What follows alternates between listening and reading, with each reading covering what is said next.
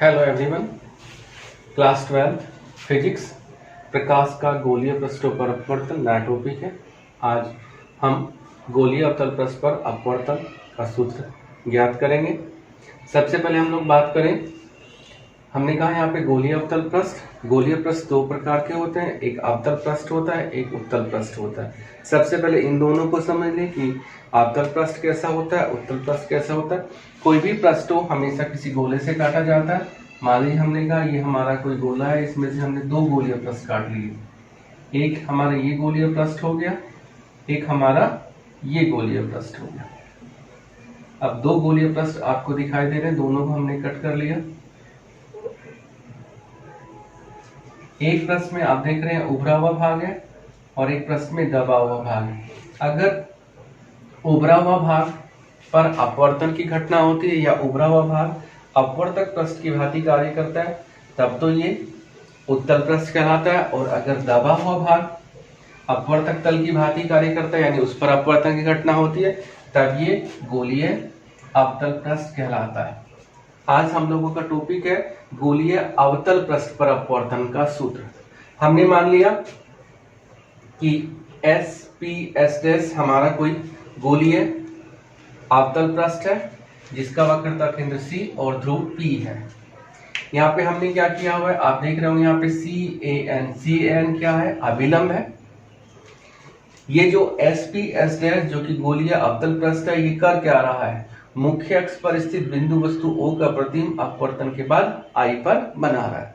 अगर एग्जाम में आ जाता है तो लिखने की बात है, तो लिखने में तो हम इस चित्र के बारे में क्या लिख देंगे, S गोलीय अवतल पृष्ठ है जिसका वक्रता केंद्र C व ध्रुव P है। गोलीय अवतल पृष्ठ अपवर्तन के बाद मुख्य अक्ष पर स्थित बिंदु वस्तु O का प्रतिबिंब I पर बनाता है। अब बात ये आ जाए कि प्रतिबिंब कैसे बन रहा है, वो भी हम लोगों की समझ में आना चाहिए, तो उसको हम समझ लेते हैं। हमने कहा CAN हमारा अभिलंब है। कोई भी बिंदु वस्तु O पे है, O से प्रकाश किरण चलेगी। देखिए ये विरल माध्यम है, इसका हमने अपवर्तनांक लिया है N1, और ये कैसा माध्यम है, सघन माध्यम है जिसका अपवर्तनांक कितना है N2। O से प्रकाश किरण चली, सीधी जा रही थी, बिंदु A पर अपवर्तन की घटना हुई क्योंकि ये विरल से सघन में जा रही थी, इसलिए क्या हुआ, अभिलंब की ओर झुक गई।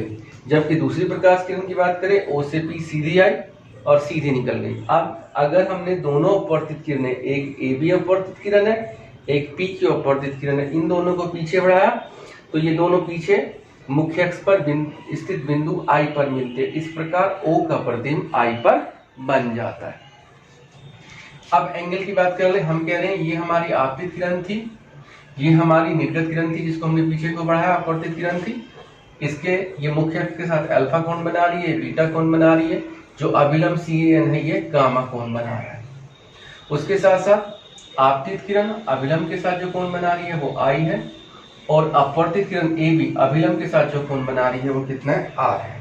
अब हम लोग इससे आगे करते हैं। इसमें अगर हम कहें कि त्रिभुज OCA में, त्रिभुज OCA, देखिए ये O है, ये CA है, ये A है, कुछ इस तरीके से आप लोगों को दिखाई देगा। अगर मैं अलग से बनाऊं, ये अल्फा है, ये इधर गामा है, और ये कितना है, I है। तो आप देख रहे हैं गामा क्या है, हमारा बहिष्कोण है, और बहिष्कोण किसके बराबर होता है, सुदूर अंतः कोण के।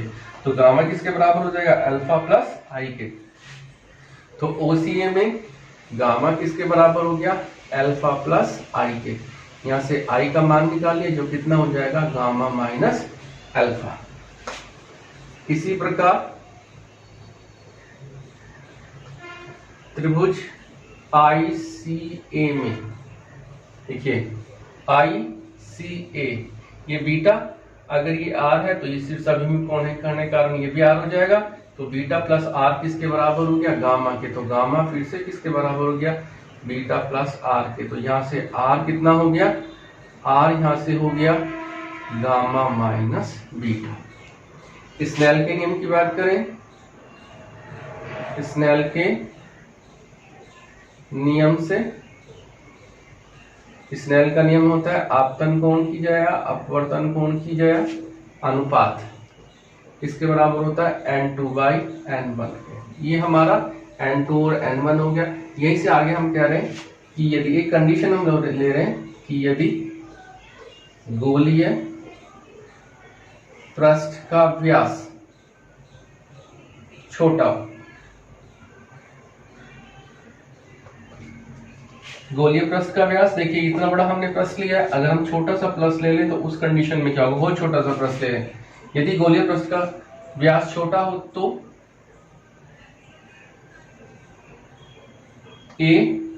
बिंदु ए ध्रुव P के समीप होगा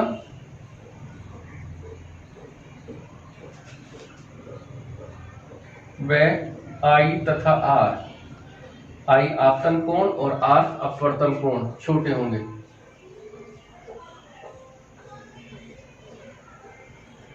यदि इन्हें रेडियन में मापा जाए, हम इनको किस चीज में नाप रहे हैं, रेडियन में माप रहे हैं, तो उस कंडीशन में साइन I के बराबर होगा और साइन R के बराबर। इस प्रकार से क्या हो जाएगा,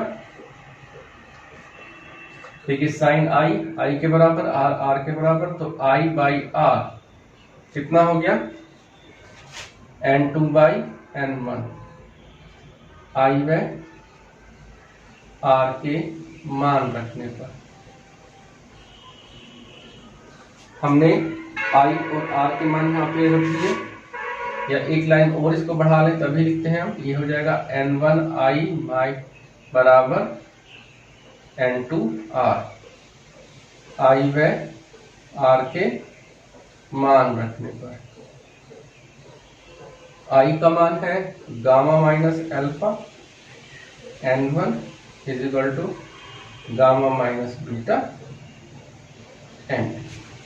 जो N1 थे N2 थे एक साइड, यही जिनमें गामा था वो एक साइड, देखिए यहाँ पे N2 बीटा उस साइड ले आए तो प्लस में आ गया N2 बीटा, यहाँ पे माइनस में ही है N1 अल्फा और गामा वाले एक साइड ले लिए, ये हो गया N1 गामा और इधर कितना था N2 गामा, गामा ले लिया हमने कॉमन तो ये हो गया N2 माइनस N1, ये हमारी आ गई फर्स्ट इक्वेशन। ठीक है, अब इससे आगे की हम लोग बात कर रहे हैं। देखिए हमने क्या किया, बिंदु A से जो मुख्य अक्ष थी उस पर एक लंब डाल दिया AM और जिसकी ऊंचाई कितनी है h है। आपको ये भी पता है कि दूरियां हमेशा ध्रुव से नापी जाती है और चिन्ह प्रपाटी कहती है कि दूरियां मुख्य अक्ष के समांतर ध्रुव से नापी जाती है। प्रकाश किरणों के चलने की दिशा में दूरियां धनात्मक होती है और विपरीत ऋणात्मक होती है। अब प्रकाश किरणें ऐसे चल रही हैं और दूरियां हम यहाँ से ऐसे नाप रहे हैं। इस कारण से क्या हुआ, देखिए जहाँ पे वस्तु रखी होती है वो दूरी कितनी मानी जाती है u, जहाँ पे प्रतिबिंब बनता है वो दूरी कितनी मानी जाती है v, और जो वक्रता त्रिज्या है वो r। तो आप देख रहे होंगे u v r तीनों हमने माइनस में लिए। क्यों लिए हैं, क्योंकि प्रकाश किरणें इस तरीके से चल रही है और दूरियां हम पीछे की ओर नाप रहे हैं। ठीक, अल्फा बीटा गामा कोण है जो मुख्य अक्ष के साथ बना रहा है, अभिलंब बना रहा है, निर्गत किरण थी जो अपवर्तित किरण को हमने पीछे बढ़ाया था, और जो हमारी आपतित किरण थी। तो उसी तरीके से हम आगे कह रहे हैं, इसमें हम लोग कह रहे हैं क्योंकि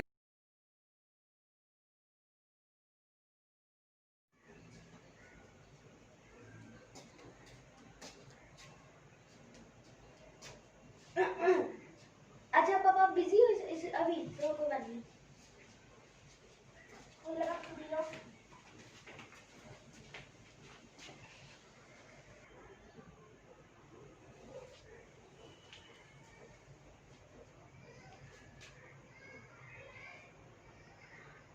अब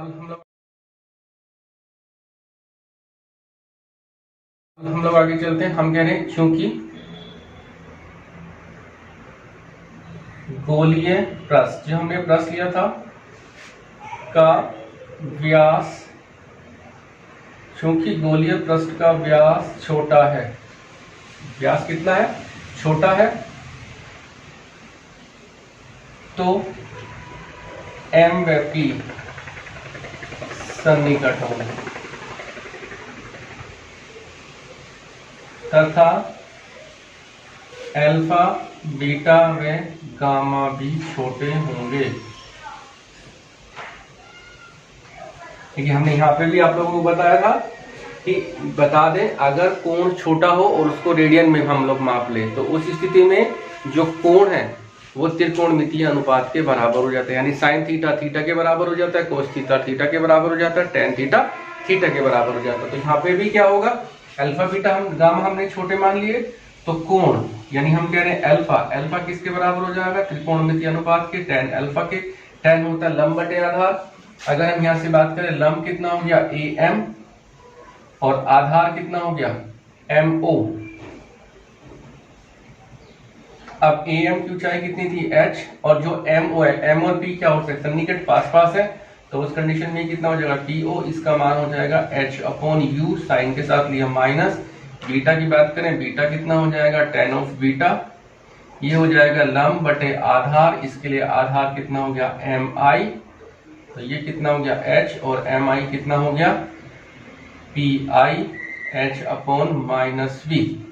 गामा, गामा के लिए कितना हो जाएगा tan ऑफ गामा, लंब और आधार कितना हो गया आधार cm हो गया, यानी h अपॉन cp हो गया और h upon minus r। Alpha beta gamma के मान हमें पता लग गए। अल्फा बीटा व गामा के मान समीकरण 1 में रखने पर, अल्फा बीटा गामा के मान हमने समीकरण 1 में रख दिए। समीकरण 1 थी n2 बीटा, बीटा का मान कितना है h upon minus v minus n1 alpha, alpha minus u और गामा, गामा का मान कितना है h upon minus r n2 minus n1। ठीक है,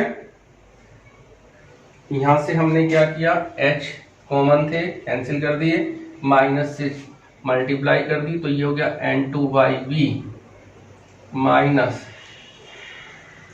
n1 बाई u और बराबर n2 minus n1 by r। ये गोलीय अवतल पृष्ठ पर अपवर्तन का सूत्र होता है n2 by v minus n1 by u बराबर n2 minus n1 by r। इसी से आगे हम लोग चलते हैं। हम ये कह रहे हैं कि यदि सघन माध्यम का, सघन माध्यम कौन सा है हमारा n2, ये तो है हमारा सघन माध्यम का विरल, विरल कौन सा माध्यम है n1, अपवर्तनांक n1 लिया है, के सापेक्ष अपवर्तनांक n हो तो उस कंडीशन में आप जानते हैं n किसके बराबर हो जाएगा n2 बाई n1 के। ये जो हमारा सूत्र आया था n2 by v minus n1 by u बराबर n2 minus n1 by r, इसमें दोनों तरफ हमने n1 से भाग कर दिया। तो जब हम n1 से भाग कर रहे हैं तो ये हो जाएगा n2 by n1v minus n1 by n1 u और ये हो जाएगा n2 माइनस n1 बटे n1 अपॉन r। देखिए यहाँ पे हो गया n2 बाई n1 कितना हो गया n बाई v, ये कैंसिल हो गया 1 बाई u और ये हो गया n2 बाई n1, तो n2 by n1 n minus 1 by r। ये भी हमारा गोलीय अवतल पृष्ठ पर अपवर्तन का सूत्र है जो कि थोड़ा सा सरल रूप में है। ये था हमारा गोलीय अवतल पृष्ठ पर प्रकाश के अपवर्तन का सूत्र, बहुत ही इंपॉर्टेंट सूत्र माना जाता है एग्जाम के लिए। आप लोग इसे अच्छे से तैयार कर लेंगे।